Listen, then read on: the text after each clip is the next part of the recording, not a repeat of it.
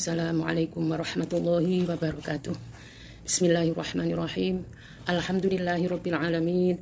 Wassalatu wassalamu alal anbiya'i wal mursalin wa ala alihi wa sahbihi ajma'in. La haula wala quwwata illa billahil aliyyil azim. Amma ba'du. Kepada seluruh pimpinan anak cabang maupun seluruh pimpinan ranting muslimat se-anak cabang Ngoro, kepada para pemirsa di rumah dan seluruh muslimat se-Kecamatan Ngoro yang berbahagia.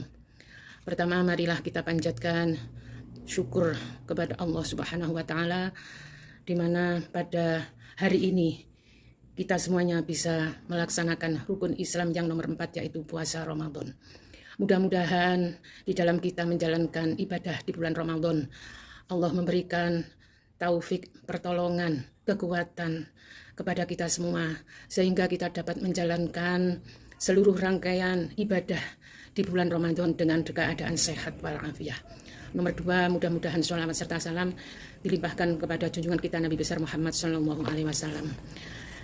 Kepada para pemirsa yang berbahagia, di sini kami akan yaitu mengutarakan hadis Nabi Rasulullah SAW.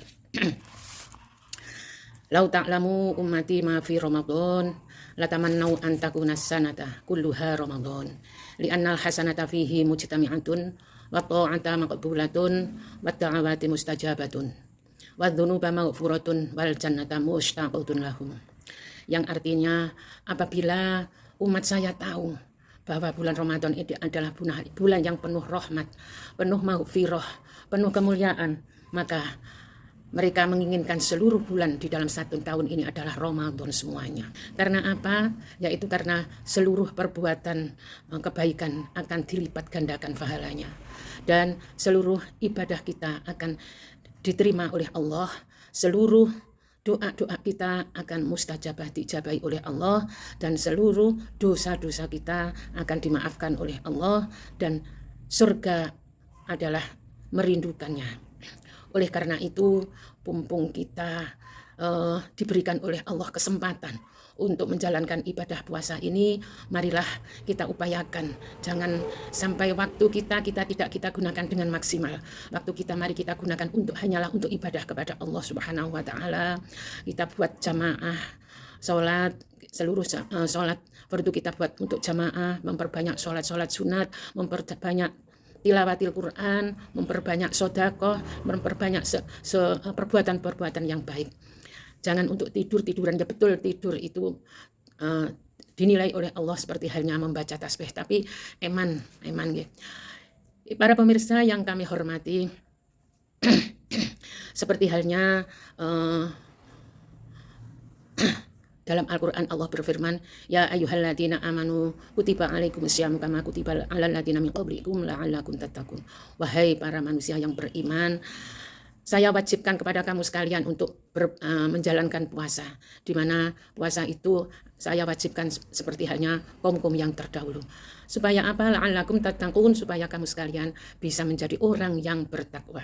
Di antara orang yang takwa, ciri-cirinya seperti halnya disabdakan Allah berfirman di dalam surat Ali Imran ayat 133 dan 134. Bismillahirrahmanirrahim. Wasari'u ila maghfiratin mir rabbikum wa jannatin 'arduhas samawati wal ardu u'iddat lil muttaqin. Bersegeralah kamu minta ampunan kepada Allah Subhanahu wa Ta'ala dan surga seluas bumi dan langit akan disediakan oleh orang-orang yang takwa. Dan siapa sekarang orang yang takwa itu? Ciri-cirinya diantaranya untuk ayat berikutnya, yaitu alladzina yunfiquna fis-sarra wad-dharra, yaitu orang-orang yang mau menafkahkan harta bendanya di masa sempit dan masa lapang. Ini mumpung kita di bulan Ramadan, marilah berlomba-lomba untuk memberikan sedekah kepada orang fakir miskin, anak yatim, dan kaum yang berpuasa. Kalau bisa, kalau tidak bisa nggih sak mampune nggih. Yang kedua, wal kadhiminal ghaidha, menahan, yaitu amarah, menahan hawa nafsu. Nah, ini kita diupayakan untuk di bulan Ramadan ini jangan sampai kita marah, baik itu kepada anak maupun kepada tetangga maupun kepada keluarga. Kita ngempet muring-muring. Nomor 3, wal afina 'anin nas, memberikan maaf kepada orang lain. Meskipun kita disakiti, tetap kita tidak boleh membalas membalasnya. Kalau kita disakiti, kita balas dengan baik. Malah kalau bisa kita mendoakan kepada orang itu supaya mereka mendapatkan hidayah dari Allah Subhanahu wa taala. Bapak pemirsa yang kami hormati, agar puasa kita ini tidak sia-sia, hanya kita mendapatkan lapar dan haus saja. Marilah kita uraikan bahwa puasa itu supaya puasa itu diterima oleh Allah, maka ibadah puasa dibagi menjadi 3 bagian. Nomor 1 puasa syariat, nomor 2 puasa torikot, nomor 3 puasa hakikat. Apa puasa syariat, apa puasa torikot, apa puasa hakikat? Sedikit kami sampaikan, yaitu kalau puasa syariat, puasanya orang umum ini ya, hanya bisa, jadi orang itu oleh Allah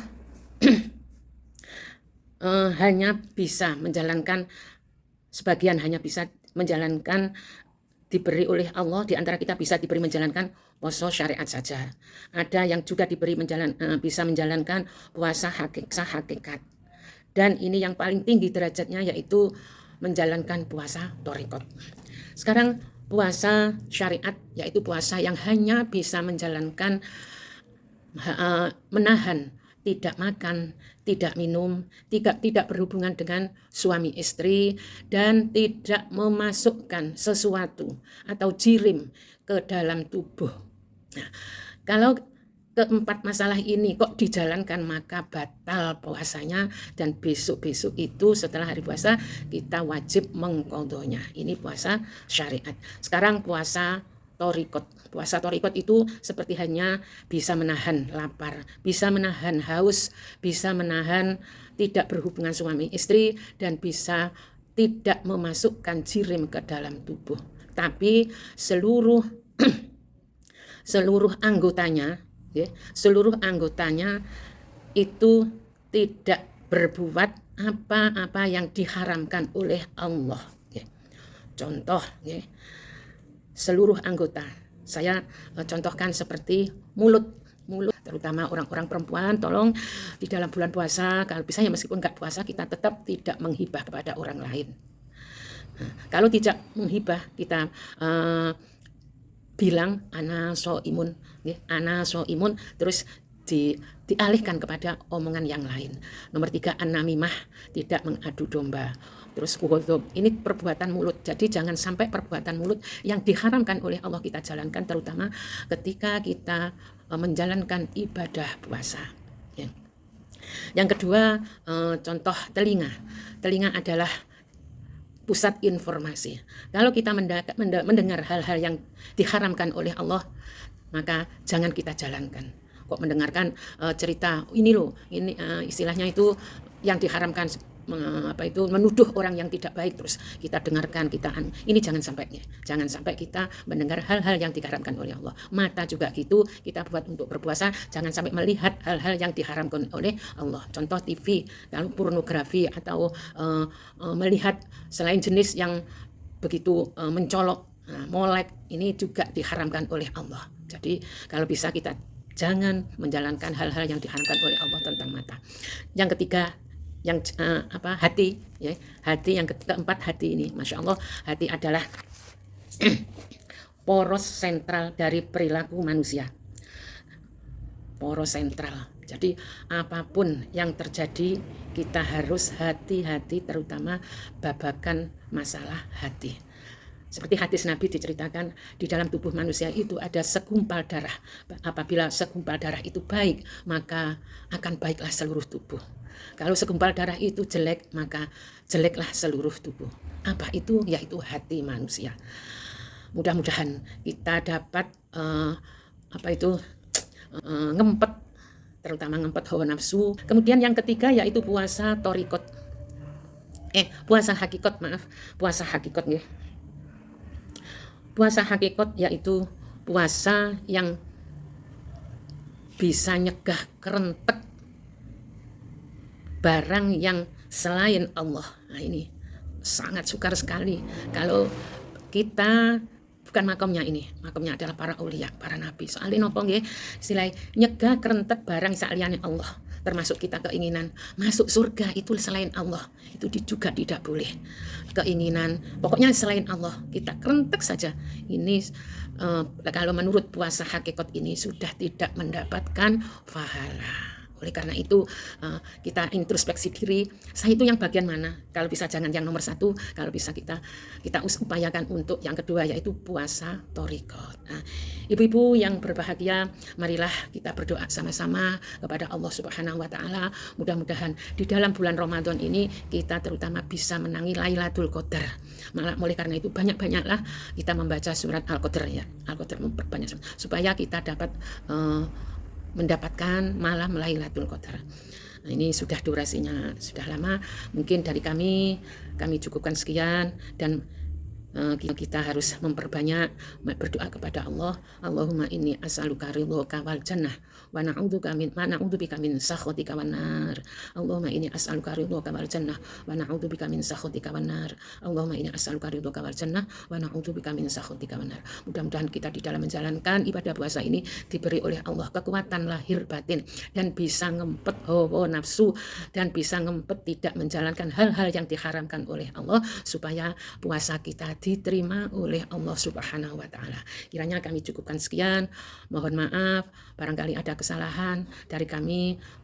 Sekali lagi kami mohon yang maaf yang sebesar-besarnya. Kita akhiri wallahul muwaffiq ila aqwamit thoriq ihdinas siratal mustaqim. Wassalamualaikum warahmatullahi wabarakatuh.